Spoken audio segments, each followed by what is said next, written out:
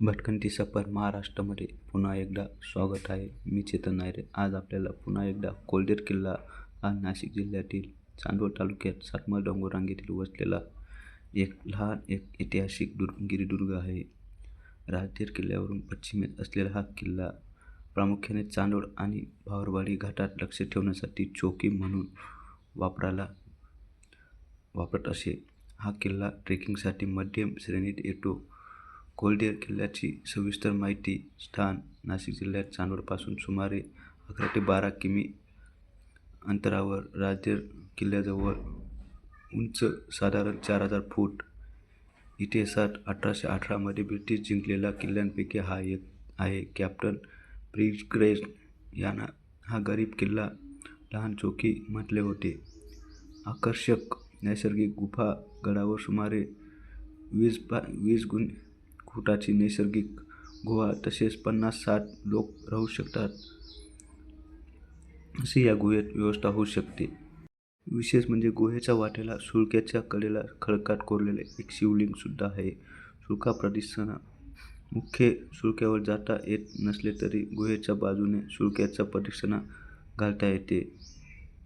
किल्ल्यावरून दिसणारा नजारा.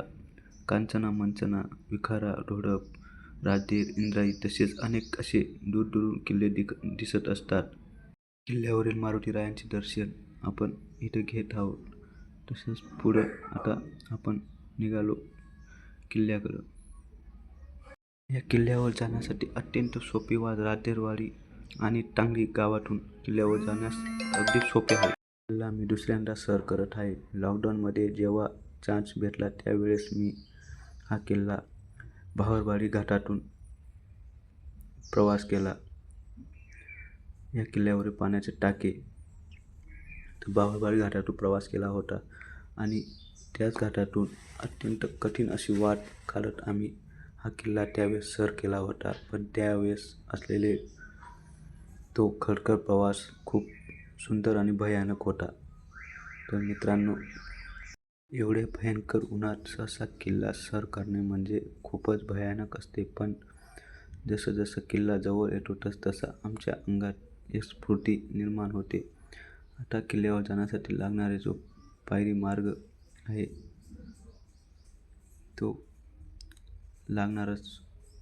त्यानंतर या किल्ल्यावरून दिसणारा जो नजारा आहे, आजूबाजूचे डोंगर, किल्ले हे अत्यंत सुंदर. हे बघा मित्रांनो, हा पहिला पायरी मार्ग जो आपल्याला या किल्ल्याचा अवशेष म्हणून बघायला भेटतो.